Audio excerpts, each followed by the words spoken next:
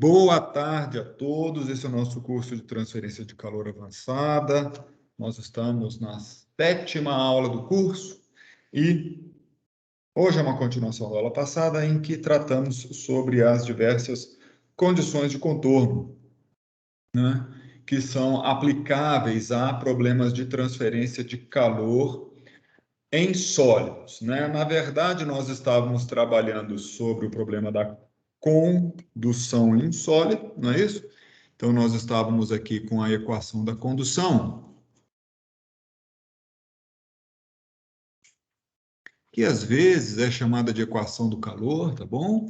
Então, essa equação aqui para nós, que forma que ela ficou? Ela ficou assim, ρ vezes o calor específico a volume constante, dt era igual a div de kappa grade T, onde esse K ou esse kappa é a condutividade térmica, e aqui nós somamos um termo de fonte, uma possível fonte de, como é que fala? De calor, uma geração interna, alguma coisa assim, tá? É, nós vimos que se K era uma constante, né? E na ausência de geração de calor, vamos chamar assim, essa equação ela ganha uma forma muito clássica e muito importante. É uma das EDPs mais estudadas de todas, tá? Que seria essa aqui, ela tem esse nome aí de equação do calor. Muito embora ela descreva a temperatura, né? E sejam coisas distintas, né? Mas essa é uma equação importantíssima, né, dos métodos matemáticos, das equações diferenciais parciais. A gente aprende muita coisa estudando esta equação. Esse alfa, toda vez que a gente tem uma equação de difusão, como essa aqui, que tem um termo difusivo, na verdade, essa equação, eu falei que é uma equação de difusão, mas ela é uma equação parabólica, tá? Ela tem um termo elíptico e um termo hiperbólico, dá uma equação parabólica. Em 2D, o discriminante disso aqui resulta numa equação parabólica. Mas esse alfa, que toda vez que você tiver uma equação desse jeitinho, igualzinha, tá? Não importa a propriedade, se aquilo é T, se isso é T, se é qualquer coisa aqui, esse alfa vai ser sempre uma difusividade. E a unidade dela será sempre metro ao quadrado por segundo. Não importa a equação que ela esteja difundindo, se é temperatura, se é um escalar, se é uma concentração, se é vorticidade, não interessa, tá? Vai ter sempre a mesma unidade. Bom, o tema da nossa aula passada, nós estamos desenvolvendo todo o nosso estudo para estudar as condições de contorno. Então, o que eu estou fazendo é basicamente uma revisão para a gente aquecer os motores, né? Então, quais são as condições de contorno? Desculpa, né? Condições de contorno que nós vimos, tá? Né? Então, a gente estudou uma condição que seria a condição de Dirichlet, que é quando você tem a temperatura conhecida em algum lugar. Né?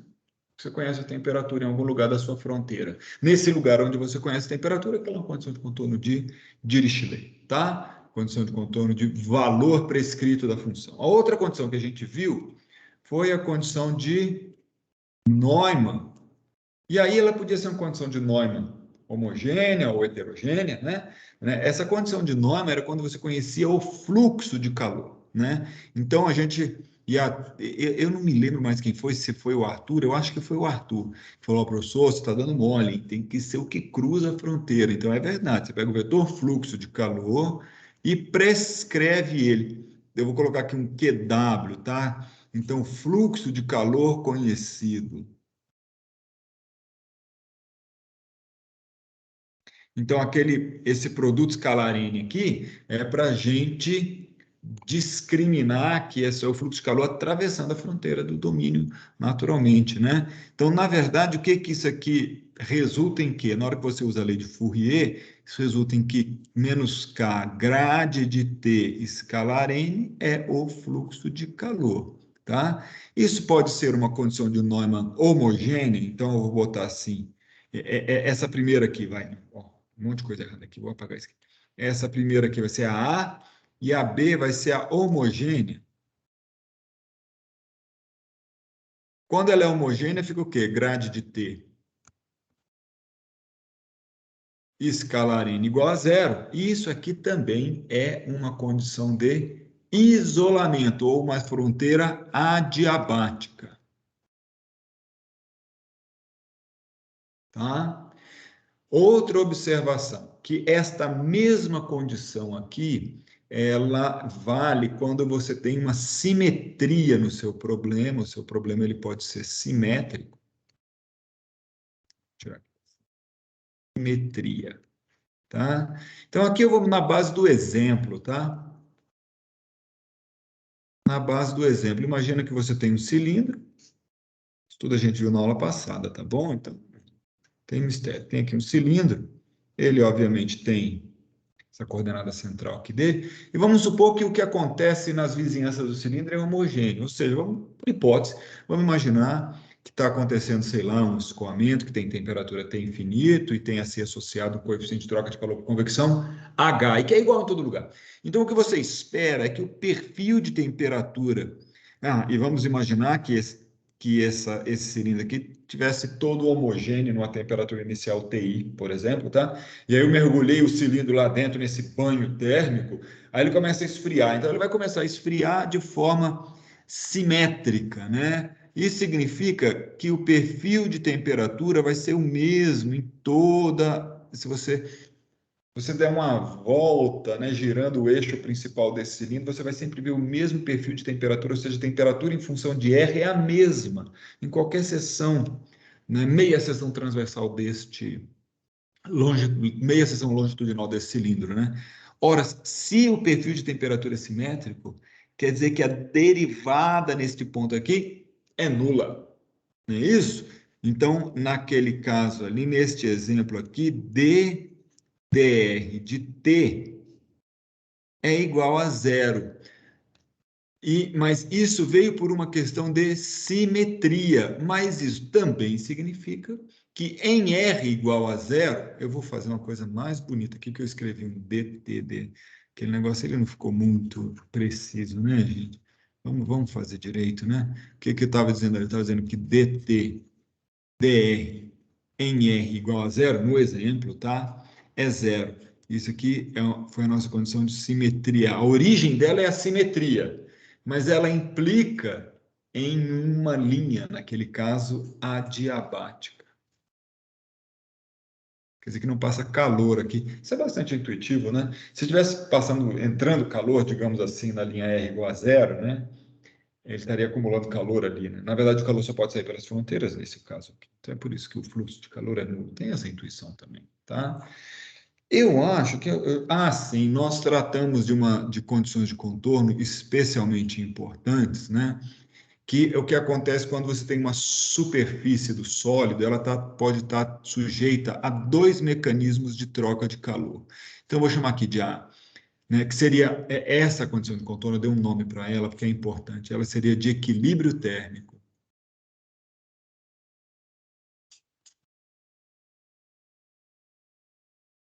na superfície. Equilíbrio, né? Então, o que que significa que a superfície está em equilíbrio? Significa o seguinte, você tem aqui a superfície, tá? E ela aqui é o sólido, o calor que vem aqui por dentro do sólido, ele vem por condução. Então, ele vem do jeito, ele vem como, né? Ele vem menos grade T, é como se fosse já uma direção normal assim, tá? Então, isso aqui quem é? Isso aqui é menos grade T escalar N, que é o que está vindo por condução, tá? E esse cara pode sair para o ambiente basicamente de duas maneiras diferentes, eu vou anotá-las aqui. A primeira seria por convecção. Nós vamos estudar a convecção com algum detalhe no nosso curso. E quando ele está saindo por convecção, quanto que é o fluxo de calor? E olha, esse cara aqui, ele está medido em quê? Em watt por metro quadrado, tá? É fluxo. Então, quando ele está saindo por convecção, ele vai sair por um H, isso aqui é a lei de Newton do resfriamento, tá? A H que multiplica T da superfície, que neste caso vai ser o TW, né? Menos o T do escoamento. E esse H aqui é o coeficiente de troca de calor por convecção. Dependendo do livro que você vai ler, ele aparece também como coeficiente de Fiume. Não é tão comum mais essa notação hoje em dia, tá? Essa lei aqui, isso aqui é conhecido como a lei de Newton, sempre ele, hein? Do resfriamento, tá? Então, eu vou colocar aqui a nossa querida lei de Newton do resfriamento.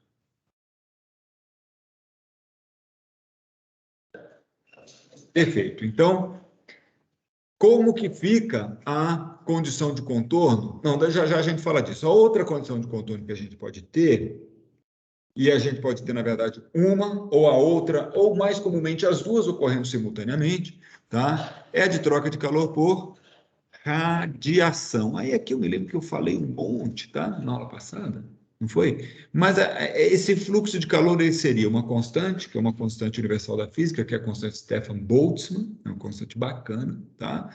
Vezes epsilon, que multiplica quem? TW a quarta menos T infinito a quarta, tá? Essa lei aqui seria a lei de Stefan Boltzmann. Muito embora, eu acho que tem dois aí, muito embora, preste atenção, ela já foi mais ou menos mexida. Essa lei aqui de radiação, ela vale exclusivamente para trocas de calor com um ambiente que tem superfícies circundantes, tá certo? Com área muito maior do que a área da superfície que está na temperatura TW, e essas superfícies circundantes, elas estão mais ou menos na mesma temperatura que o ambiente. Se não tiver na mesma temperatura do ambiente, esse T infinito a quarta aqui tem que ser substituído pela temperatura média radiante das superfícies circundantes. A superfície circundante pode ser, inclusive, a abóbora celeste. Tá? A abóbora celeste, por exemplo, em um dia claro, sem nuvens, é uma superfície, numa noite clara, numa noite escura, não clara, numa noite sem nuvens, tá? É uma superfície muito fria. Num dia quente, nublado, ela é uma superfície relativamente quente por causa das nuvens. Então, depende, ela não depende de que distância você está desse meio, tá? Dessa superfície radiante média, tá bom? Uma coisa muito importante sobre esta lei de Stefan Boltzmann é que essa temperatura necessariamente, obrigatoriamente precisa ser medida em uma escala absoluta de temperatura, mas comumente a escala Kelvin, tá? Pode ser na escala Rankine, mas aí você ia ter que estar com todas as unidades compatíveis, tá bom? Olha, e aí, o que que sobra, né? Esse é um fluxo de calor que sobra é o seguinte, em geral, essa condição de contorno, ela é desse seguinte jeito, ela vem o K grade de T escalar N, que é o que está chegando por condução de um lado, então eu me lembro que eu fiz isso, se você pegar a sua superfície e imaginar que, na verdade, não, esse negócio aqui não ficou bom. Imaginar que a sua superfície, ela tem uma matéria, vamos supor assim que ela fosse um corpo, tá? Isso aqui eu vou usar já já. Isso aqui, ó, é como se fosse a nossa superfície. A gente sabe que ela é uma infinitesimamente fina, né? Ela é muito fina. Mas eu vou imaginar que ela não é, tá? Então, o que acontece? Então, tem um calor que está entrando aqui. E aí, esse calor tem outro calor que está deixando a superfície, ou vice-versa, tá? Não importa, né? Na verdade. E esse aqui seria, por exemplo, um H TW menos T infinito. E esse outro aqui, ó, é sigma epsilon TW a quarta menos T infinito a quarta, tá? Obviamente a gente soma esses dois aqui, tá? Como que fica a primeira lei da termodinâmica quando a gente aplica esse negócio aqui, tá? Quando a gente aplica essa primeira lei da termodinâmica, ela diz o seguinte, ó, que a taxa de variação da energia interna Ah, e aqui eu vou botar... Ah, tanto faz. Na taxa já tem esse ponto aqui, né? Desculpa, Ctrl Z. dt é igual ao quê? O calor líquido que entra no seu sistema, mais o trabalho líquido, a potência líquida, a taxa de calor ou a potência líquida realizada sobre o sistema, né? Só que essa aqui é uma grandeza extensiva. Como a superfície não tem massa, ela vale zero. Como não está sendo realizado trabalho na superfície, esse trabalho, essa potência também é zero. Então, o que sobra da condição de contorno, tá certo? É simplesmente menos k grade t escalar em igual a h tw menos t infinito mais epsilon sigma tw a quarta menos t infinito a quarta. Beleza? Como eu falei, às vezes tem só convecção, às vezes tem só radiação, e muito comumente nós temos ambas. Bom? Se você olhar só para essa condição de contorno aqui, ó, tá? Um caso particular dela seria alguma coisa assim.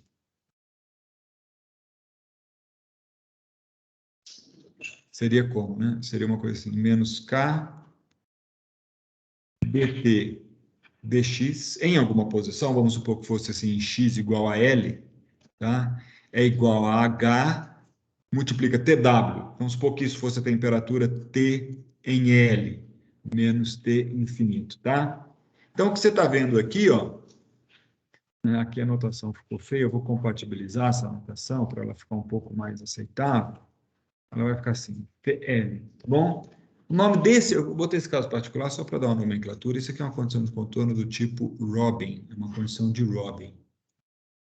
Eu no passado também já chamei de condição de Cauchy, tá? Mas não é bem de Cauchy, não, é mais a de Robin, tá? Tá. Pessoal, olha que interessante. Agora, eu queria falar do seguinte, olha. Ah, mais uma condição de contorno que o Felipe me ajudou a lembrar, que é o seguinte, ó. Essa aqui é interessante. Aqui eu acho que ela vai entrar como fim. Não existe uma homogeneidade nas minhas enumerações, né? Muito bem. O 5, né? Então, vamos imaginar aqui um atrito entre duas superfícies.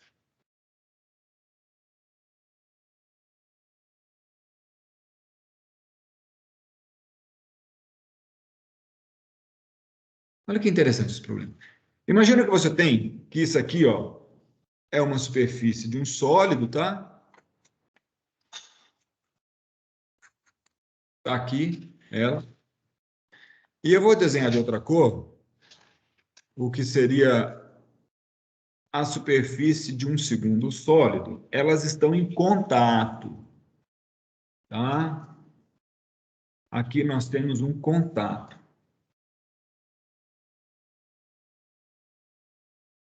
Esse contato, em geral, ele é caracterizado por uma pressão que é feita nesse contato, uma compressão, tá certo? Imagina que isso é um freio, né? Então, você está ali num freio, você tem duas superfícies, tipicamente o disco de freio, as pastilhas de freio, ou o tambor de freio e a sapata do tambor, ou sei lá o que, tá? O que acontece é que quando você aplica o freio, pisa no pedal, um sistema hidráulico pressiona as superfícies uma contra a outra, né? De maneira que existe uma pressão sendo realizada de uma superfície na outra. Não é, você não precisa ficar preocupado quem faz com quem, porque as duas fazem nas duas, tá certo? Por causa da terceira lei de Newton, né? Mas e a outra coisa que característica, né? Então, eu vou botar de vermelho aqui, ó, que nós temos, digamos assim, uma pressão no contato, certo? Pode ser medida tanto numa superfície como na outra, a mesma pressão, tá? E o que mais que a gente tem? Em geral, existe uma velocidade relativa, que é o que importa, é a velocidade. Pega uma das duas e diz que está parada e mede a velocidade da outra. Tanto faz o que você escolheu fazer, tá? Então, nós temos essa velocidade relativa. Como é que é a condição de contorno? A condição de contorno térmica. Mais uma vez, uma condição de equilíbrio.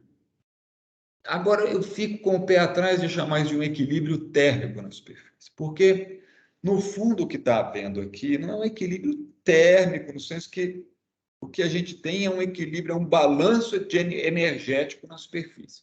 Tá? Então, vamos voltar à primeira lei de novo. E, mais uma vez, eu vou pegar a minha superfície e vou imaginar que ela é um corpo finito, né?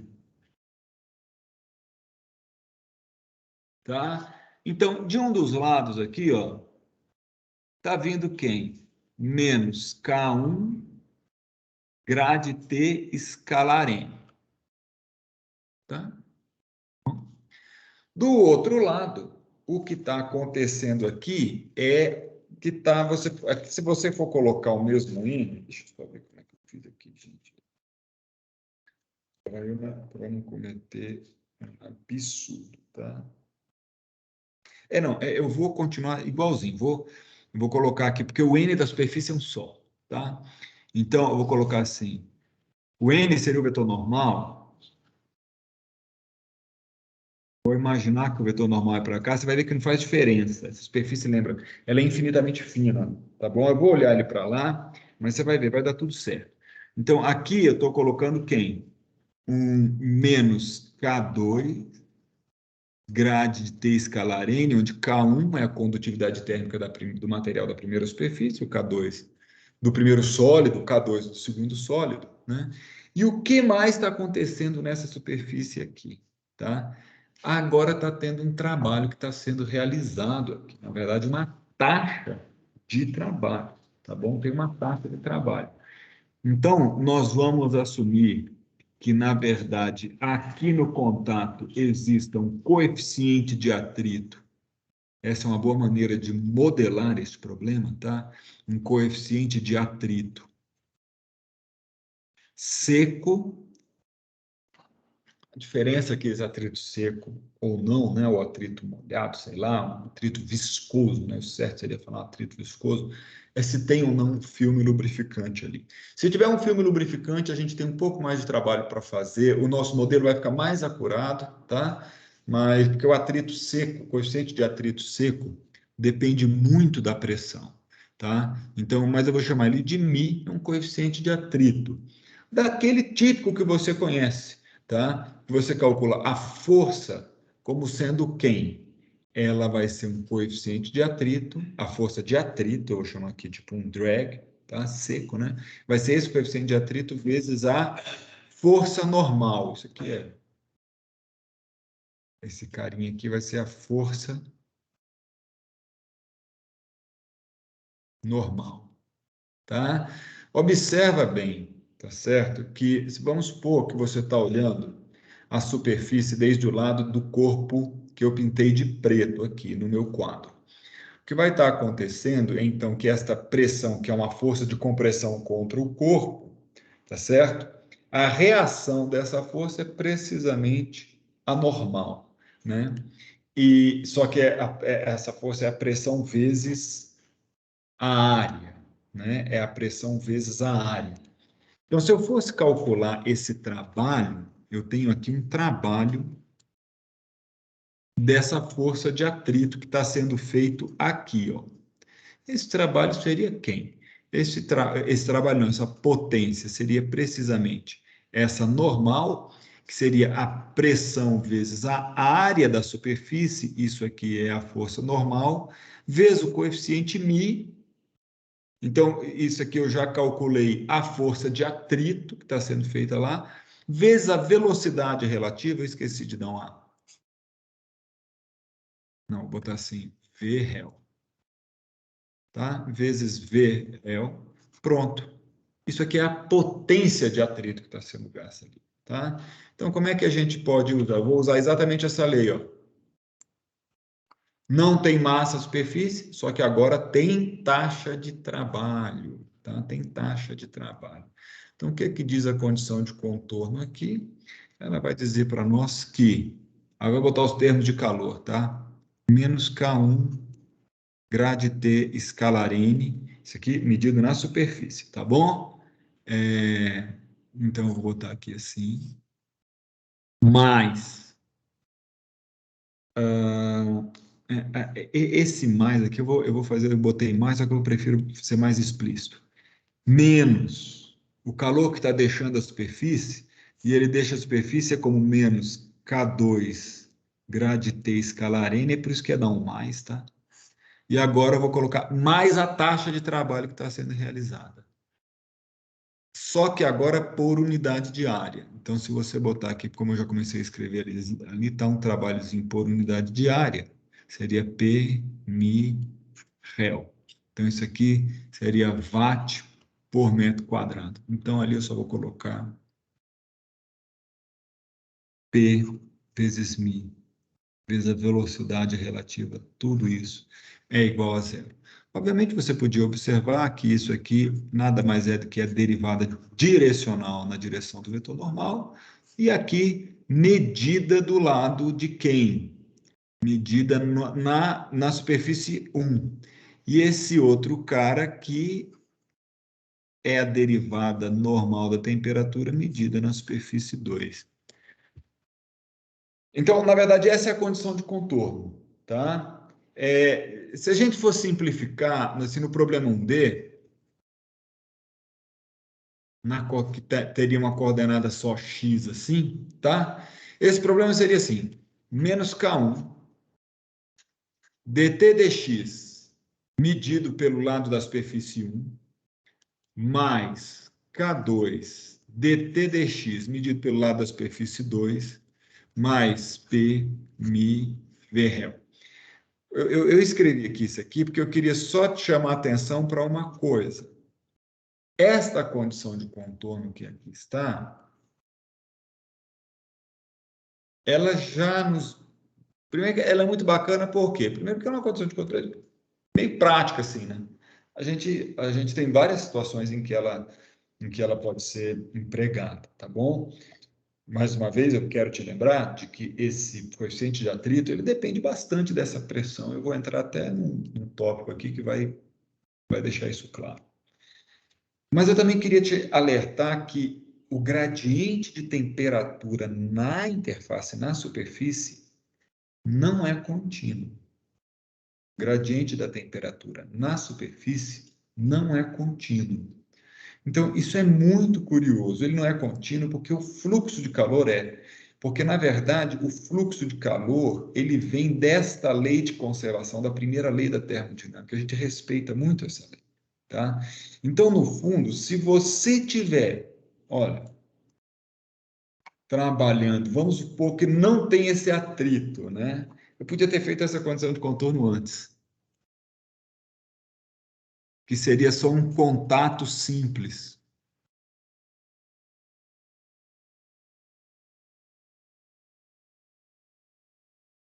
entre duas superfícies. Eu vou fazer só uma parte dessa condição de contorno e aí eu vou falar outra. Nesse contato simples, o que que a gente sabe para valer?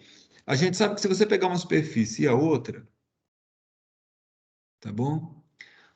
E aí eu já vou dar uma simplificada aqui geral, tá? É o quê? O que que acontece? Que vamos supor que eu estou nesse caso aqui só para, como eu falei, você pode, obviamente, usar isso aqui no caso tridimensional. Vou supor que seja o caso 1D, só para a gente mostrar que a derivada não é igual, tá? Significa que menos K1 dt dx, sei lá, vamos supor que isso aqui seja W, né? A superfície XW, tá? Medido em XW. Do lado 1, ela tem que ser igual a menos K dt dx em XW. Do lado 2,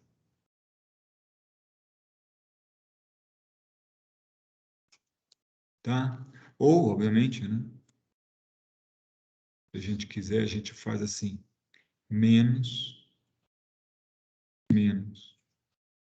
igual a zero, né? Que deu aquilo lá. Então, o que isso nos diz? Que, na verdade, o dt dx em 1 não é igual ao dt dx em 2. Esse aqui é 2, né? Isso aqui seria quem? K2 sobre K1 dt dx, medido em 2. O que eu quero te dizer é que se você, vamos supor que a temperatura aqui seja alta e aqui seja mais baixa, tá? Então, o que você espera é que a temperatura vai caindo. Aqui nesse sólido, ela cai com uma inclinação, que é esta derivada. Esta inclinação não precisa ser a mesma no outro sólido, tá? Eu vou fazer bem exagerado para ficar legal. Essa, vamos supor que pode ter essa derivada neste sólido, né? Ou seja, isso aqui, ó, esse ângulo aqui, eu queria fazer um gráfico aqui que fosse assim. Isso aqui é temperatura no sólido.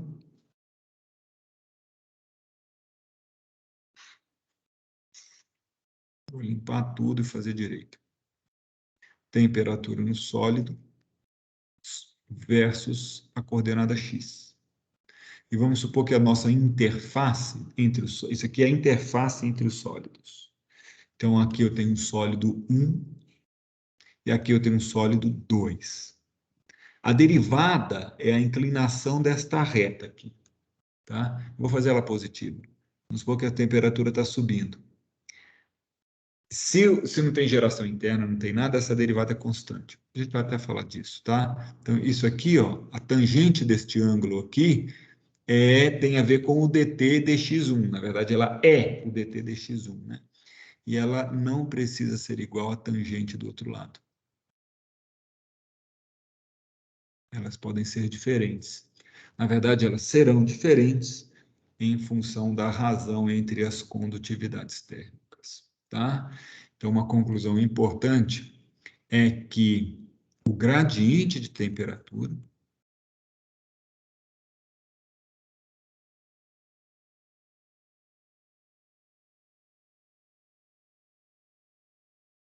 não é, em geral, né, contínuo.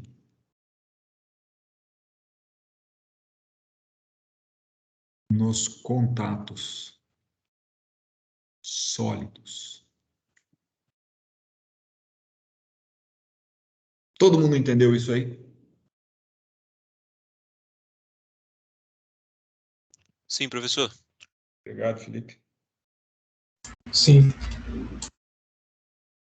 Tem uma pergunta que é importante, é se a temperatura é contínua. E aí? E a temperatura? A temperatura é contínua num contato entre dois sólidos.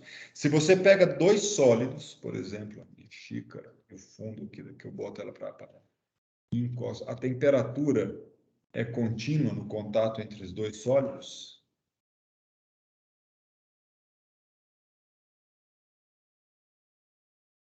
Se não houver geração, acredito que sim. Tem mais?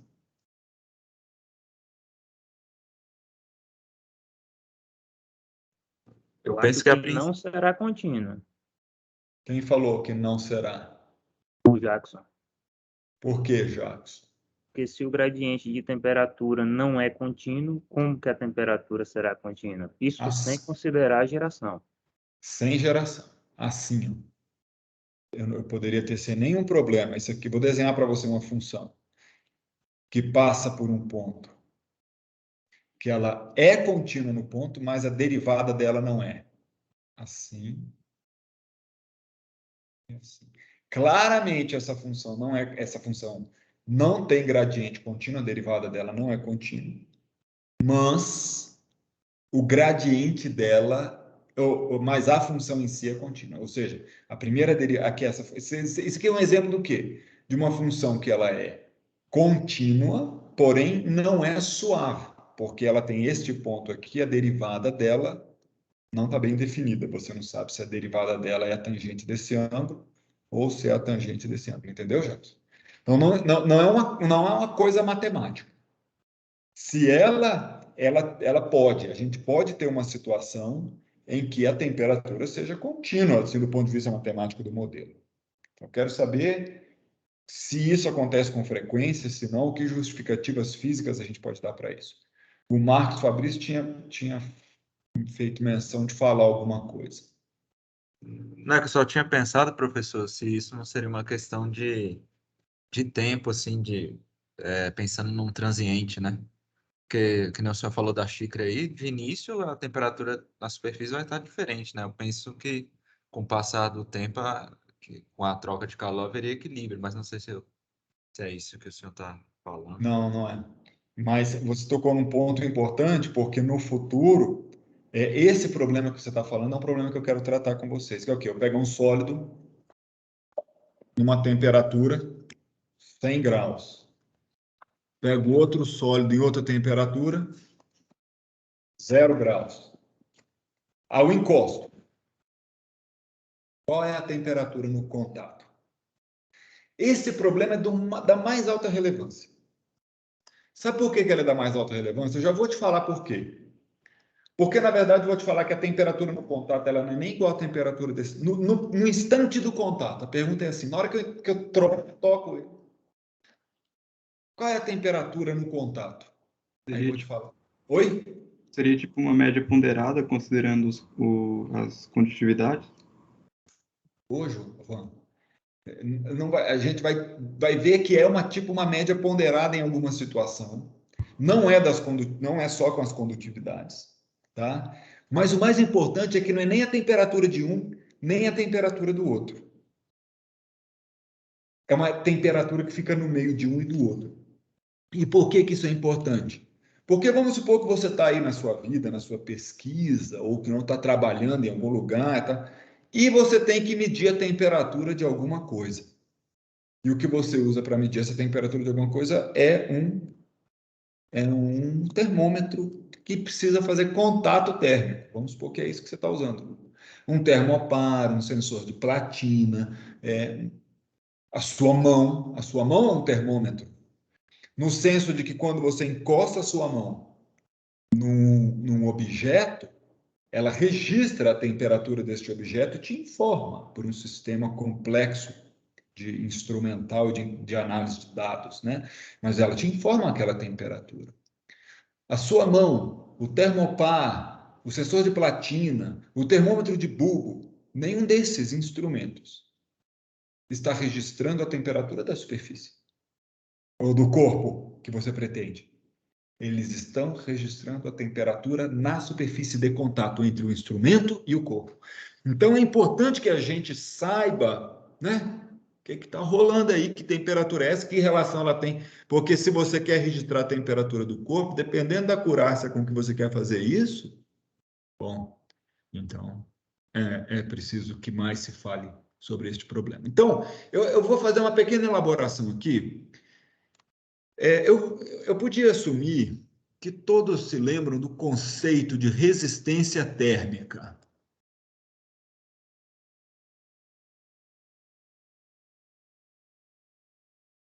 Eu não sei se vocês se lembram desse conceito, que é do conceito de resistência térmica, tá? Mas se não se lembram, eu acho que a maioria deve ter estudado, vocês devem ter tido essa formação na graduação, em algum curso desse aí, mas em geral, eu vou dar um rolê aqui, né? O que acontece, tá? A base aqui é você fazer uma analogia da troca de calor com a lei de Ohm. Alguém lembra da lei de Ohm aí? U igual a RI. Né? A nossa querida lei de Ohm, que é uma variação, uma diferença de potencial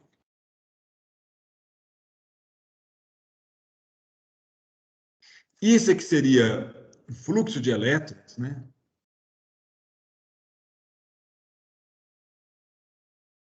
E aqui no meio ficou a nossa resistência, tá?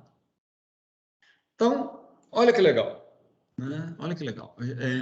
Se a gente pegar a lei de Fourier, 1D, uma parede plana, assim. A lei de Fourier 1D, ela vale para quando você tem uma parede plana, desse jeito, tá? Ela tem espessura L, condutividade K, e vamos, só por questões metodológicas, porque nem sempre é fácil conhecer, vamos dizer que conhecemos a temperatura aqui, que eu vou chamar de T1, e conhecemos também a temperatura aqui, que eu vou chamar de T2. Diferentes, não sei quem é maior, quem é menor. Então, o gradiente de temperatura se desenvolve na direção da coordenada x. A lei de Fourier 1D, neste caso, a lei de Fourier em geral, ela nos diz que a taxa de transferência de calor por unidade de área é igual a menos K grade T. Esse aqui seria o fluxo de calor por unidade de área. Mas em 1D, a gente poderia escrever que isso aqui é o calor transferido, a taxa de transferência de calor por unidade de área, perdão, olha, esqueci o por unidade de área, ela é igual a menos K vezes a derivada da temperatura na direção x, porque essa é a única direção que o gradiente tem aqui neste caso, né? Então, a gente chegou numa lei que ela é basicamente o seguinte, né? Q ponto é igual a menos K a dt dx. Bom, essa aqui nós já conhecemos como cálculo Q ponto. Cálculo Q ponto, tá?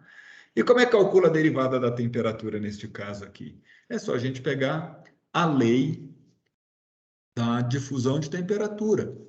Eu vou escrever um D permanente. É o caso mais simples possível. Não tem variação.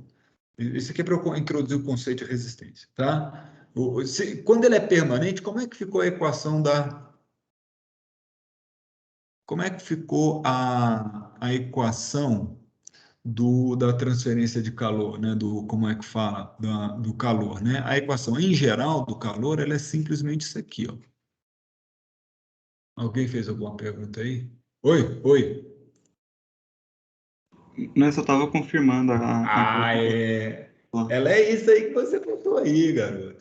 Essa média ponderada aí que você porque colocou. tinha outras propriedades. Depende do rho, depende do calor específico, né? E aí eu não gosto esse livro que você pegou aí, é um livro muito avacalhado, porque ele coloca, você tá vendo que é um CP aí, ó? Não gosto desse CP aí, de jeito nenhum, tá? Não gosto de jeito nenhum desse CP aí. Tá, então, opa, desculpa.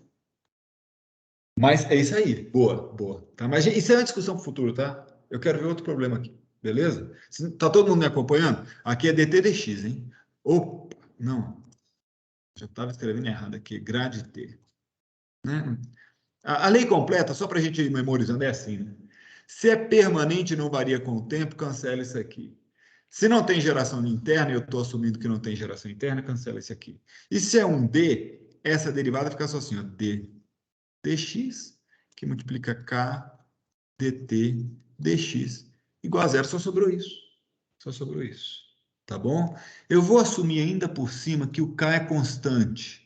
Se o k é constante, essa lei todinha aqui, ela se reduz a dizer que d2t dx2 é igual a zero.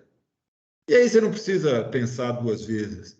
A função cuja derivada segunda é nula é a reta, tá? Então você sabe que a temperatura de x, ela funciona como, ela varia conforme uma reta do tipo ax mais b, tá? E aí neste caso em particular, o que a gente sabe que essa derivada aqui vai ser como, né? Olha como é que eu construo essa reta. Eu pego a temperatura em 2 menos a temperatura em 1 dividido por L, achei a derivada, que vai ser constante, né? Não é isso que está nos dizendo? Outra coisa importante aqui, eu gosto sempre de fazer essas conexões. Se a derivada de alguma coisa é zero, significa que o que está lá dentro, que essa coisa é constante. Então, quer dizer que isso aqui, ó, é constante. No fundo, isso está dizendo para nós, se você olhar bem, isso aqui é o fluxo de calor. Né? É lógico, a gente está vendo o seguinte, olha, se o problema é permanente, não tem calor entrando nem saindo, está tudo em equilíbrio, o que entra é igual que sai, né? E se não, e não gera. Então, o que entra é igual ao que sai, mas o que foi gerado lá dentro, né? Então, né, e isso aqui é em geral, mas assim, se não está entrando e saindo nada, a temperatura em todo lugar, quando você fica parado, é constante. Não tem geração interna, né? O fluxo de calor em cada seção tem que ser constante, né? O que entra é igual ao que sai. Então, isso aqui é constante. Então, tá lá, olha que interessante. Então, eu já estou descobrindo que essa derivada é constante, né? Aí eu vou botar x aqui, ó. Né? Tá certo? Aí quando x é igual a zero, a temperatura aqui é zero. Mas se eu não quero que a temperatura seja zero em x igual a zero, eu quero que ela seja T1. Vamos ver se isso aqui satisfaz as nossas condições. Satisfaz, tá certo? Então, é verdade, você vê que em x igual a zero dá T1, em x igual a L dá T2, está tudo resolvido. O que acontece aqui e que me interessa mais é que a derivada da temperatura dt dx constante, né, nesse sólido é simplesmente T2 menos T1 sobre L. Tudo isso eu fiz, eu sei que a maioria de vocês já sabe, eu estou fazendo por desencargo de consciência. E se você não souber, se você não se lembra disso, ficou com alguma dúvida aqui, eu quero fazer algum comentário, me para agora e fala. Porque eu estou assumindo que isso aqui é super trivial para você. Por isso que eu estou falando rápido, mas não precisa ser trivial. Porque, no fundo, a gente faz, às vezes, o curso de transferência de calor e não percebe essas nuances. A gente faz ele muito mecânico, a gente faz ele muito sem perceber as coisas. Então, pode me parar, pode perguntar, tá? Só estou fazendo rapidinho aqui porque eu tenho essa expectativa, mas expectativa no mau sentido da palavra, no bom sentido da palavra, assim, eu acho que as coisas estão bem. Eu não quero julgar se você sabe, beleza? Ó. Que é isso aqui? Desculpa aí, peraí, pessoal.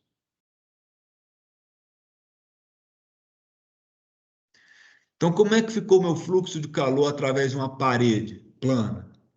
Ficou Q ponto igual a menos K, A, delta T sobre L. Isso aqui é o delta T. Delta T sobre L. Tá? Tá todo mundo comigo aqui nessa lei? Agora eu vou botar do lado dela aqui o U igual a RI só para fazer o seguinte. Obrigado, Matheus. Quero identificar nessa expressão aqui, quem é que faz o papel da corrente elétrica e quem é que faz o papel da diferença de potencial. E escrever exatamente desse jeito. Então, quem faz o papel da diferença de potencial é a temperatura. É o delta T. Tá? Então, a gente pega aqui delta T é igual a L sobre Ka, que multiplica Q ponto. Eu sei que tem um menos aqui, tá? Não se preocupe, eu vou botar esse menos aqui, mas o que importa é que a diferença de temperatura, que ela tem que ser, no caso, da maior para menor, é o contrário do gradiente, né?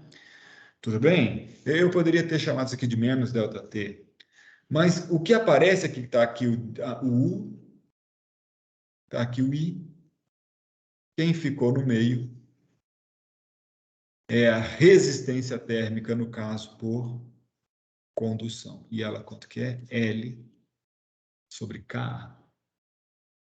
Tá? L sobre K. Bom? Olha que interessante, gente. Olha que interessante. A lei de Newton, se você pegar o problema de convecção, ela diz o quê? Eu vou escrever a convecção sem ser por unidade de área. Por unidade de área, ela é Q igual a H vezes um delta T. Aqui ela vai ser assim, Q ponto de convecção. É H vezes a área que multiplica TW menos T infinito. Então, esse aqui ficou mole, ou seja, ΔT, que nesse caso é isso aqui, ó,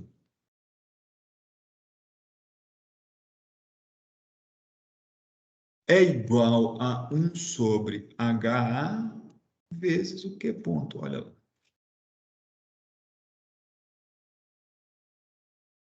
Tudo bem? Então, aqui sai uma outra resistência térmica, que vai ser uma resistência térmica por convecção. E ela é igual a quê? 1 sobre HA.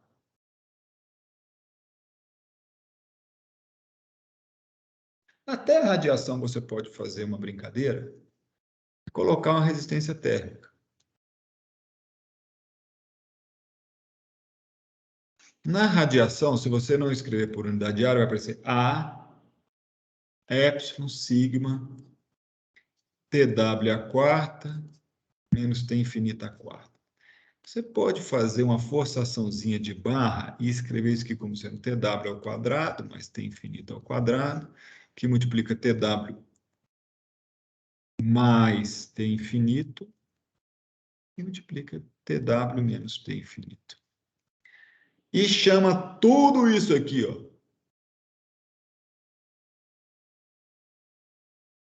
de H-rad. Como se fosse um coeficiente de filme de radiação. Tá? Ele, obviamente, depende do TW. Né? Ele é um H-rad de TW. Então, o seu problema... A não linearidade vai te perseguir para sempre. Não tem como você fugir disso. Mas você pode escrever essa lei desse jeito. H, a rad, que multiplica TW menos T infinito. O mais legal é que nesse TW menos T infinito, esse TW aqui, esse T infinito aqui, você pode calcular em Celsius, que é a diferença. Você só não pode usar Celsius na hora de calcular o H-rad. E aí o professor muito doido, ele escreve A-rad. Né? Então vamos fazer isso não, né? Vamos escrever A-H-rad. Então na hora de calcular o H-rad, você precisa usar Kelvin. Mas ficou mais ou menos óbvio que você pode definir uma resistência de radiação, que é 1 sobre H-rad A.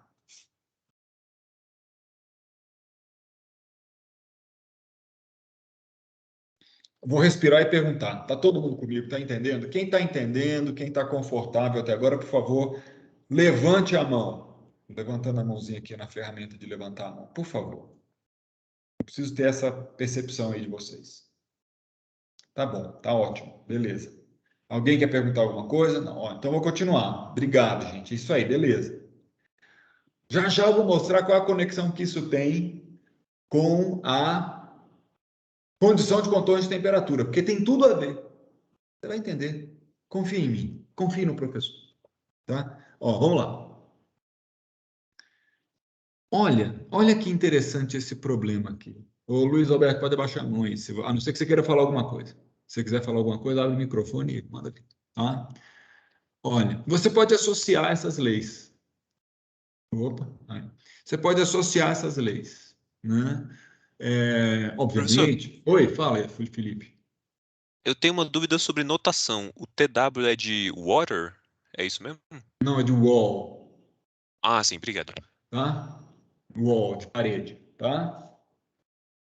Ó, olha que interessante aqui. Vamos supor que você tem um problema que seja o seguinte, ó. Você tem aqui uma parede, tá? Ela está na temperatura... Eu vou botar que ela é finita, mas eu vou supor que você conhece a temperatura aqui. Eu chamo essa temperatura de TI. Você conhece a temperatura aqui longe, que é T infinito. Você sabe que essa superfície tem emissividade epsilon, tá? Você não conhece o TW ainda, tá? Você não conhece o TW, tá? Você vai querer conhecer esse TW no momento, tá bom? Mas como é que você pode tratar esse problema? Você pode tratar esse problema como um circuito térmico, uma vez, né? Eu estou seguindo essa analogia. Esse circuito térmico, neste caso, vai começar na temperatura TI.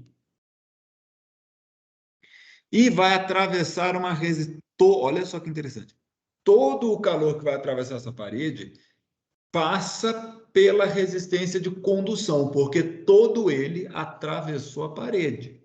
Né? Então, essa parede tem largura L, condutividade K, então todo ele vai atravessar essa resistência de condução aí. Olha que interessante. Qual é a temperatura que ele chega aqui no final? Ele chega depois ao TW. Essa resistência que nós já vimos, ela é L sobre K, onde A é a área da parede. Aí depois, esse calor aqui, uma parte dele vai vir por convecção e a outra parte vai vir por radiação. Sai da parede. Então, essa parte que vem por convecção faz uma perna e chega na temperatura. As duas vão chegar na mesma temperatura, que é, no caso, a temperatura T infinito. Essa aqui seria uma resistência por convecção, que é a H, e essa aqui é 1 sobre H rádia. Por que que é em paralelo? Porque parte do calor vai por um mecanismo, por uma perna do circuito, e a outra parte vai pela outra perna, né? E, obviamente, a soma das duas partes dá o todo. É isso? Para conservar a energia nesse sistema. Tá? Por que eu estou fazendo isso aqui? Primeiro, para você rever esse conceito aqui, né? Legal, a gente está vendo uma coisa que a gente já viu. Só que agora eu vou querer fazer a associação desses circuitos, dessas resistências, mais especialmente dessas duas aqui, ó. Tá? Me interessa fazer a associação dessas duas resistências aí. Elas são resistências em paralelo. Vale usar aquelas regras que você já sabe, deve ter demonstrado, deve saber usar muito bem, de associação de resistências em circuitos em série paralela, né? Então, nesse caso, como é que você faz, né? A sua resistência, eu vou chamar isso aqui, ó, de uma R estrela, tá bom? Essa sua R, não, eu vou chamar de RC. Já você vai entender por quê, tá? Então, isso aqui é RC. Como é que você faz? Você sabe que o inverso dela, não é isso? É igual ao quê? É igual à soma do inverso das outras. Então, ela é 1 sobre a R de convecção mais 1 sobre a R de radiação. Ora, 1 sobre a R de convecção é HA. 1 sobre a R de radiação é H rad, o mesmo A. Quando você... Coisa aqui fica assim, H mais H rad vezes A. E aí, isso aqui tudo é a inversa. Quando você inverte, essa resistência que eu vou chamar aqui de combinada, porque aqui daquele C lá vai ser de combinada, ela é 1 sobre H mais H rad vezes A, em que esse H mais H rad você pode chamar de uma resistência combinada. Ou um H combinado. Combinado de quê? Radiação e convecção. Beleza? E eu vou parar por aqui, porque era esse o conceito todo que eu queria chegar. Ah, não. Tem outro conceito que eu queria chegar. Tem outro conceito. É importante. Nenhuma dúvida, né? O conceito é assim. Quando você tem um circuito elétrico, o engenheiro eletricista, ou eletricista, como é que ele pensa? O engenheiro eletricista, que todo mundo que mexe com isso aqui, tá? Como é que ele pensa que você tem um circuito de corrente contínua? Só com resistências assim, tá? Aí você aplica aqui uma DDP. Nesse circuito aqui, a corrente elétrica é a mesma através de todas as resistências. Tá? Então, o que acontece? Acontece que cada vez que você atravessa uma resistência, que você mede o potencial através de uma resistência, quando a corrente elétrica atravessa essa resistência, o potencial cai. Então, o potencial aqui é o mesmo que antes dessa, aí aqui ele cai mais. E aqui ele caiu tudo que ele tinha que cair. E isso aqui tudo, ó, isso aqui é a diferença total de potencial, isso aqui é a DDP. Quando a corrente elétrica atravessa uma resistência elétrica, o potencial elétrico cai. Tudo bem? Né? O mesmo vale para o circuito térmico, né? Só que quem faz o papel da corrente elétrica é a taxa de transferência de calor, é o Q ponto. É o Q ponto, né? Então, o que que a gente pode, por exemplo, observar nesse circuito aqui? Eu posso escrevê-lo assim, ó, ele começa em TI, atravessou uma resistência, chegou em TW, e eu vou falar que ele atravessou só uma para chegar em T infinito, e essa uma aqui, essa aqui foi uma resistência de condução, e essa aqui foi a resistência combinada, tá? Mas, tá bom? Vamos supor que o fluxo de calor, a taxa de transferência de calor esteja nesta direção, ou seja, está indo de dentro, de TI até a direção T infinito, tá? Então, o que que a gente sabe? Nesse caso, eu sei que TI é maior do que TW, a temperatura sofre uma queda, e eu sei que TW é maior do que T infinito. Na verdade, em cada perna desse circuito, você pode usar a lei de Ohm. Como é que você usa a lei de Ohm aqui? Né? Você sabe que o fluxo de calor que atravessa esse negócio é igual em todo lugar. Lembra? U igual a RI. Quem é a resistência? Por exemplo, ele é o R conde vezes a diferença de potencial que atravessou o conde, que é quem? TI menos TW. E que é igual ao R comb vezes a diferença de potencial que atravessa o comb, que é quem? TW menos T infinito. E que, se você quiser escrever, é igual também ao R equivalente, que neste caso em particular é a soma dos R's, que multiplica tudo, ou que multiplica a diferença total. Não é isso? Mas o fato é que quando você vai atravessando as pernas do circuito, você percebe uma queda de temperatura. Ou, fraseando de forma distinta, quando você percebe uma queda de temperatura, você sabe que o fluxo de calor atravessou uma resistência térmica. Tá claro? Está sim, professor. Então, agora eu vou fazer um experimento mental com vocês aqui. A lá Albert Einstein e outros caras. Galileu também. Que é o quê? Experimento mental, sim, bobagem. Que vou ter que assumir.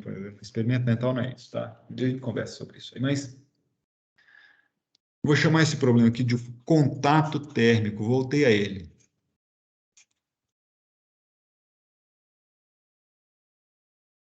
Tá. Se você pega duas superfícies, vamos supor que isso aqui é uma superfície de contato. Aqui desse lado você tem um sólido, que eu vou falar que ele tem condutividade K1, e aqui tem um outro sólido, que eu vou falar para você que tem condutividade K2. Tá bom? Aí, minha gente, a brincadeira aqui é o seguinte, vamos supor que você vai fazer um experimento no laboratório. Tá? A superfície K1 está sendo mantida a temperatura TI.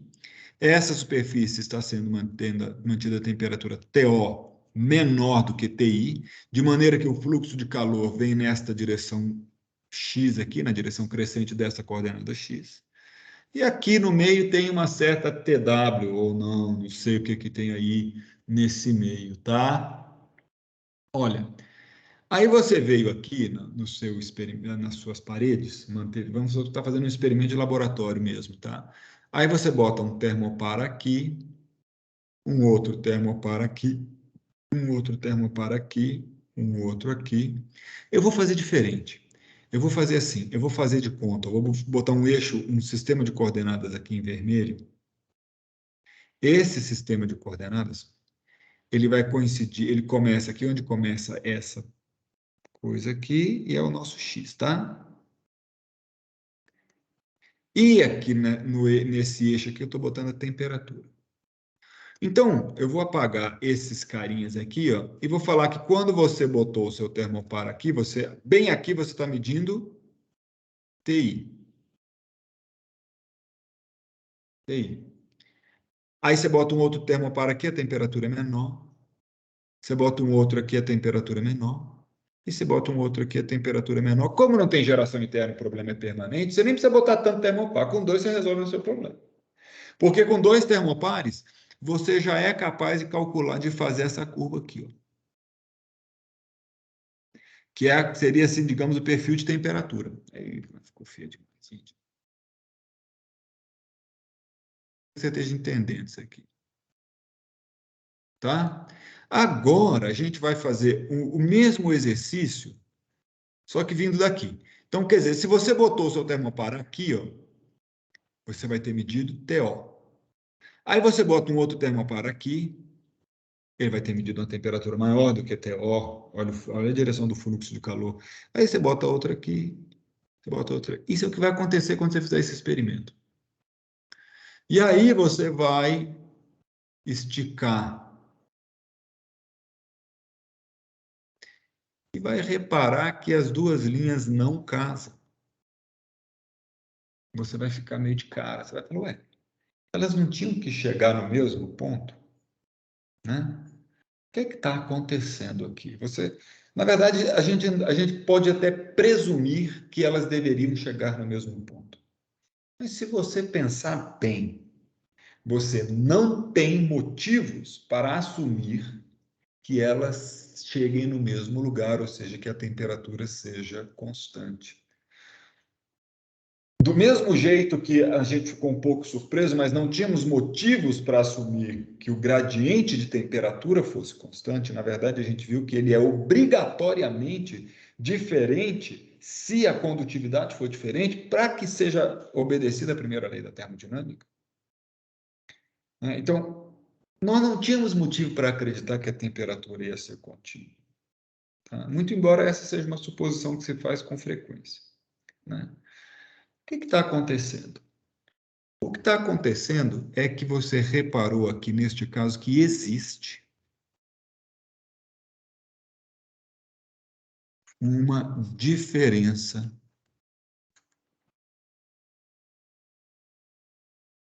de temperatura no contato. Como existe transferência? Como que ponto é diferente de zero? Ou seja, não tem fluxo de calor, ou melhor, eu vou ser mais explícito, né? Isso não é como a taxa de transferência de calor.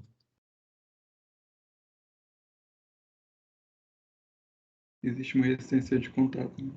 Existe uma resistência de contato. Como a taxa de transferência de calor através do contato, né? Conclui-se que deve haver uma resistência térmica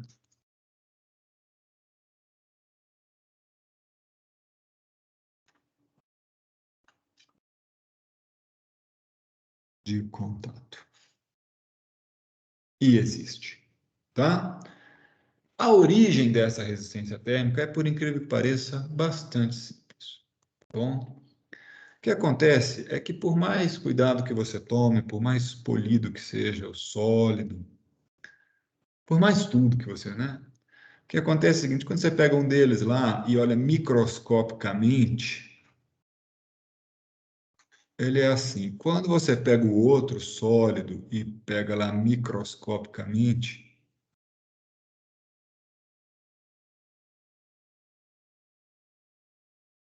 ele é assim. Então, esse aqui seria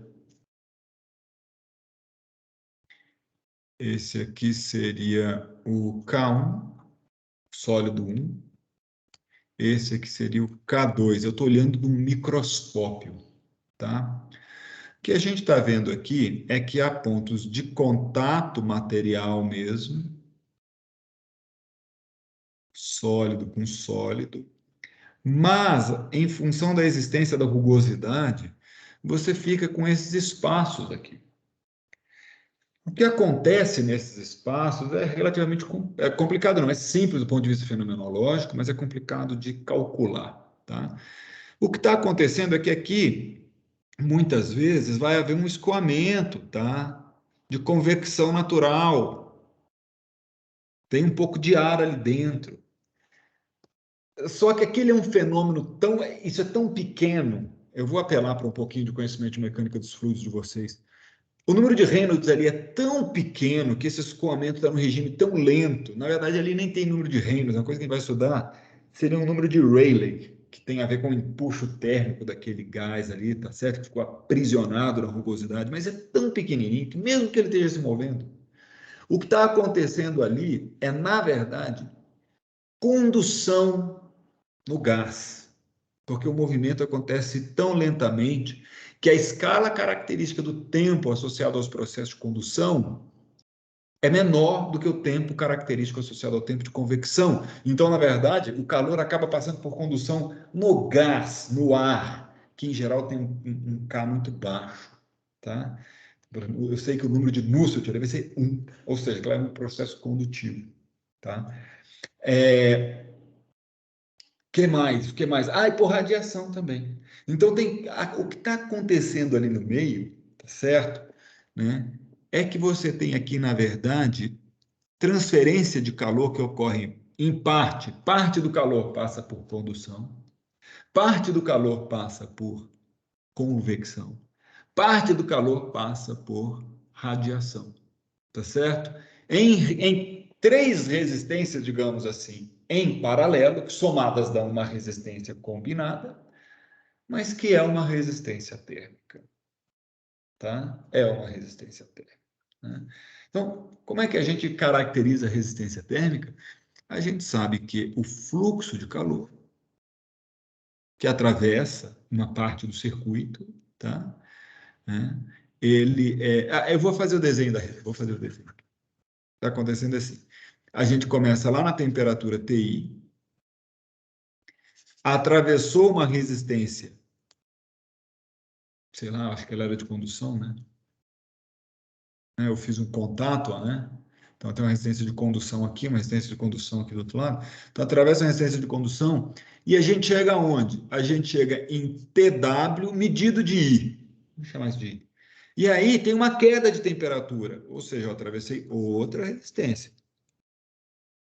Para chegar num TWO, aí eu atravessei outra. Para chegar no TO, essa aqui também era uma resistência de condução. E essa aqui fica sendo uma resistência de contato. E aí é uma solução meio de engenharia, tá? O que a gente faz na engenharia é falar que isso aqui é essa aqui, ó. O que prevalece aqui não é uma coisa combinada de convecção e radiação, né? Eu não estou com uma história assim bem combinada. Então é como se eu tivesse uma lei desse tipo. Uma lei com um H-combi. Como se o H do contato, como se o contato tivesse um H combinado, né? Então é exatamente isso que a gente faz. A gente fala que isso aqui tem um H de contato vezes área, tá? Tem um H de contato vezes área. Então, no contato térmico, em geral, na vida real, digamos assim, não existe a continuidade de temperatura. Ou melhor, a temperatura não é obrigatoriamente uma função contínua numa interface sólida. Sinistro, né? Tem muitas coisas que a gente pode fazer para reduzir o H de contato, ou, em última instância, a resistência de contato. Por exemplo, essa resistência de contato ela é muito sensível à compressão entre as superfícies. Se você pressiona elas, vamos supor que você está fazendo contato com um flange, tá certo? Você aperta muito os parafusos do flange, essa resistência de contato cai. E cai drasticamente, principalmente se o material for metálico. Então, se você tem dois materiais metálicos bem polidos e você aumenta a pressão dessa junta, tá? Essa junta térmica vai ficar com um H cada vez maior. Ou seja, a resistência de contato cai, tá? Então, né? Ou seja, se você fizer um gráfico assim, tá? De H de contato, versus a pressão, ele é uma função que sobe, tá? Isso aqui seria, eu vou chamar isso aqui de pressão no contato. Por que que sobe? Porque você, na verdade, olha, se o H sobe, a resistência de contato cai, tá? A resistência de contato cai. E às vezes ela cai tanto que você pode, de fato, dizer que é um contato bem feito. O acabamento superficial é muito importante. E às vezes, quando você realmente precisa de um contato eficaz, você toma providências extraordinárias. Por exemplo, se é um contato entre duas juntas metálicas e você não quer que haja que haja salto de temperatura, o que isso significa? Que você tem uma resistência térmica maior. A taxa de transferência de calor através dessa combinação de superfícies vai ser menor para o mesmo gradiente total de temperatura, porque a resistência é maior. Então, o que você faz é, às vezes, você pega, por exemplo, um metal mais mole, uma folha de estanho, se você realmente está preocupado em alguns tipos de caldeira, folhas de metais mais nobres e moles, como o cobre, tá certo? E aí você põe uma folha disso ali no contato e aperta o contato para valer. Aí você praticamente zera o H de contato. Em circuitos elétricos é muito comum a gente usar uma pasta de preenchimento, né? Uma pasta térmica. Isso é comum quando você tem componentes assim que geram muito calor, tipo CPU, às vezes até na placa gráfica você encontra isso, tá? Mas é muito comum para você fazer o contato térmico entre o corpo de aletas que vai em cima do CPU de um computador, de um processador de um computador, você põe uma pasta térmica ali, que é justamente para preencher, sabe, esse espaço e melhorar o contato térmico e ó, não ter resistência de contato. Legal?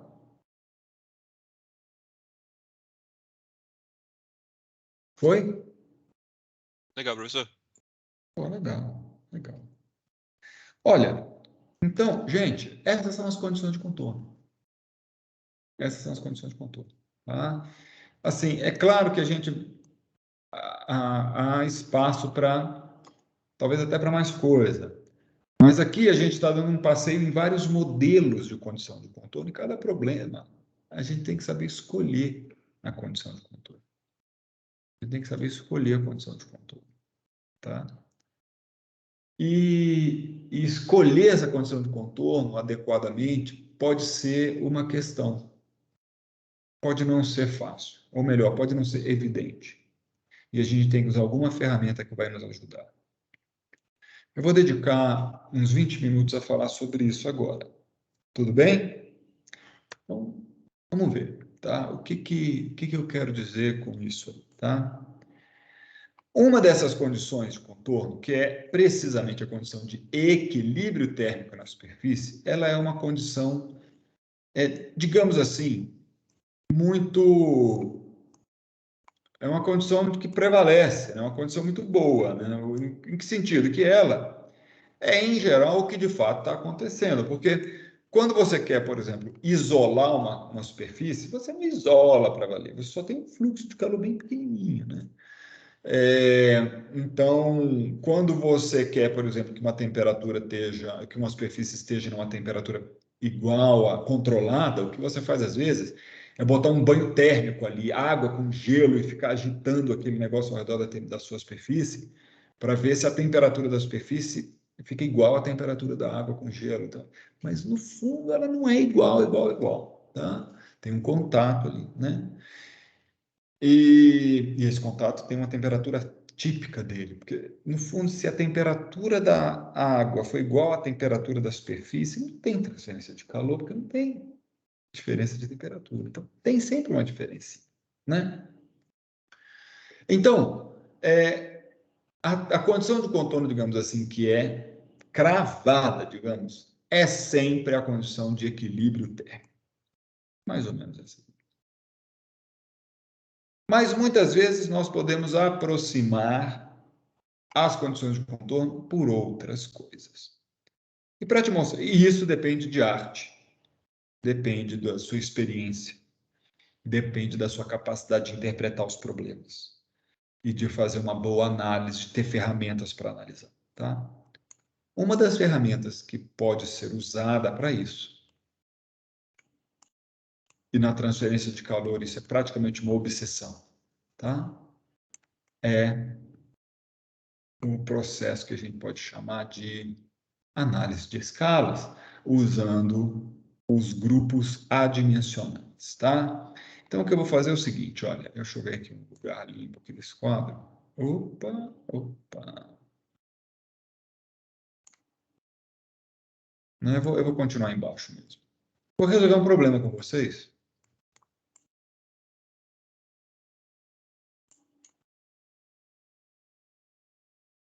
Vamos resolver um problema de transferência de calor. A gente podia chamar essa parte de vamos resolver um problema de transferência de calor. Um problema de transferência de calor. Pô, a gente começou esse curso, até agora, de 7ª aula, não resolvemos nenhum problema. Vamos resolver um problema, tá?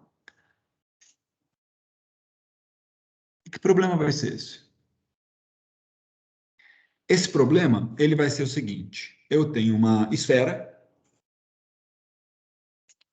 bem perfeitinha. Essa esfera tem raio R e ela tem condutividade K,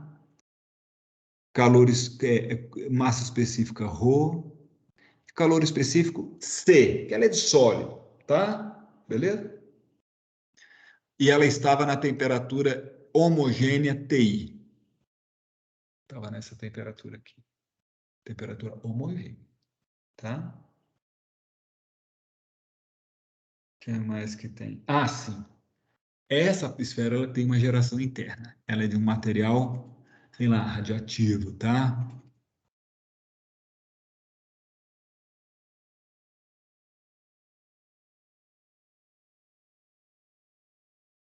Como é que é escreve mesmo? Não, radioativo, sei lá.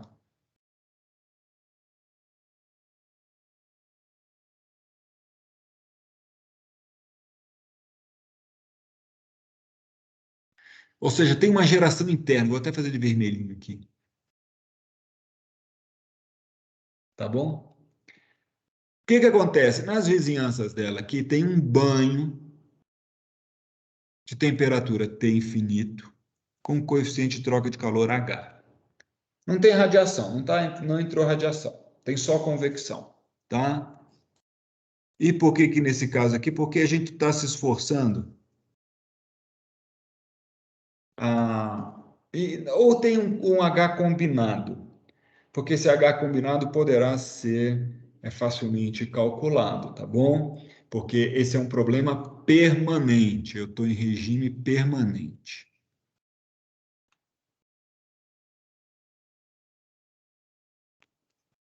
Tá? Permanente. Então, o que acontece? O que nós queremos? Queremos analisar esse problema. Eu quero resolver tudo que eu puder. Por exemplo, eu quero descobrir quem é a temperatura da superfície. Eu quero descobrir quem é a temperatura ao longo da coordenada radial da nossa bolinha, da nossa esfera. Tá? Isso seria, por exemplo, eu poderia ter colocado um cilindro aqui também, seria super representativo de um problema de reator nuclear, por exemplo. Tá? Se fosse um cilindro, seria super representativo de um problema de reator nuclear. Quero saber se todo mundo entendeu o problema físico. Está todo mundo entendendo o que eu estou fazendo aí? Acho que sim. Então, eu agora vou para a formulação. Tá? Na minha formulação, eu tenho o quê? Eu tenho ρ, C, dt é igual a div de K grande T mais Q 1, 2, 3, 9. Como o problema é permanente, olha que interessante. Se é permanente, a solução desse problema não depende nem de ρ, nem do calor específico. Tá? Eu vou assumir que K é uma constante. Tá? Então, e como eu estou em 1D, mas aí tem uma coisa. Esse problema vai ficar assim, K que multiplica o Laplaciano da temperatura mais Q 3 linhas é igual a zero. Tá? Como isso é uma esfera, eu tenho que usar o Laplaciano em coordenadas esféricas.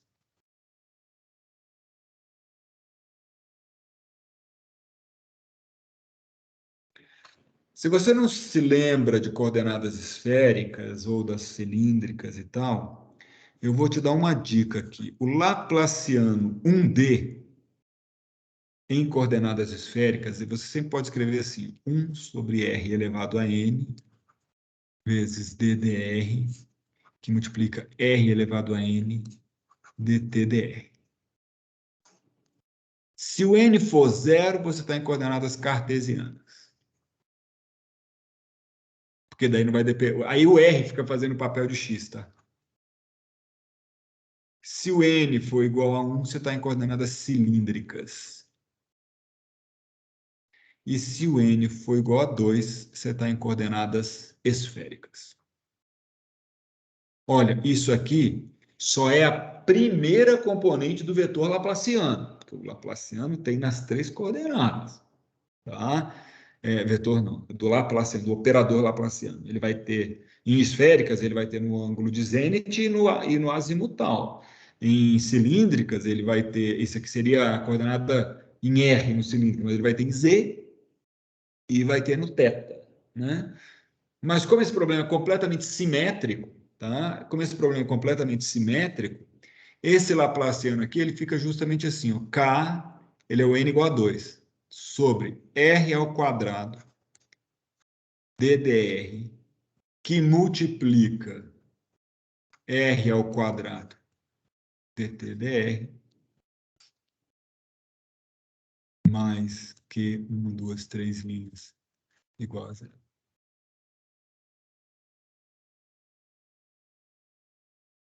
Felipe, Eu. quais eu estou pensando aqui? Eu vou demorar 30 minutos para fazer esse problema do jeito que eu gosto. Então, já que você está me ajudando, a hora que vem me manda começar daqui. Pode deixar. Eu vou parar aqui. Eu acabei de pensar uma coisa. Eu quero falar tanta coisa sobre esse problema que se eu continuar, vocês vão se cansar demais. Eu cometi um erro pedagógico terrível, tá? Que foi começar a falar disso. Eu devia ter parado, todo mundo ter ficado descansando. Eu vou me empolgando e vou falando.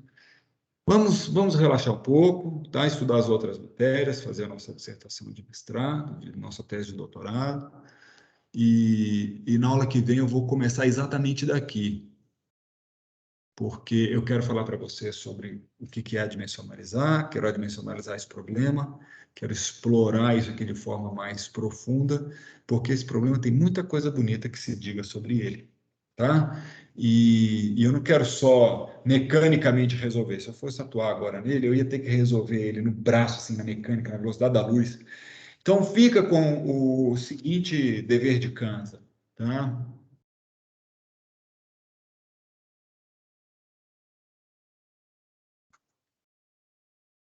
Dever de casa.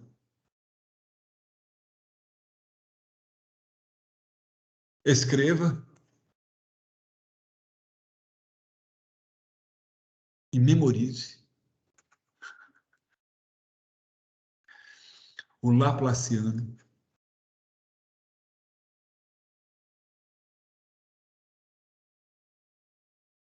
nos 3 sistemas de coordenadas clássicos. Laplaciano inteiro, memorizar, tá? Que vai ser cartesiano, cilíndrico e esférico. Tem que memorizar, você tem que decorar? D2. Então, vai lá, D2, estuda isso, tá? Estuda um pouco, eu quero que você esteja confortável sobre isso aqui.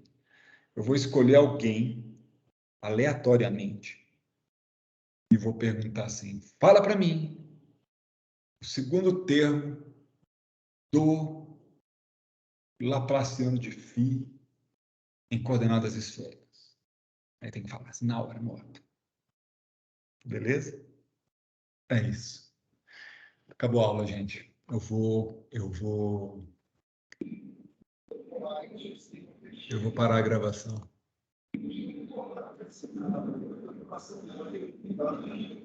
Parando a gravação.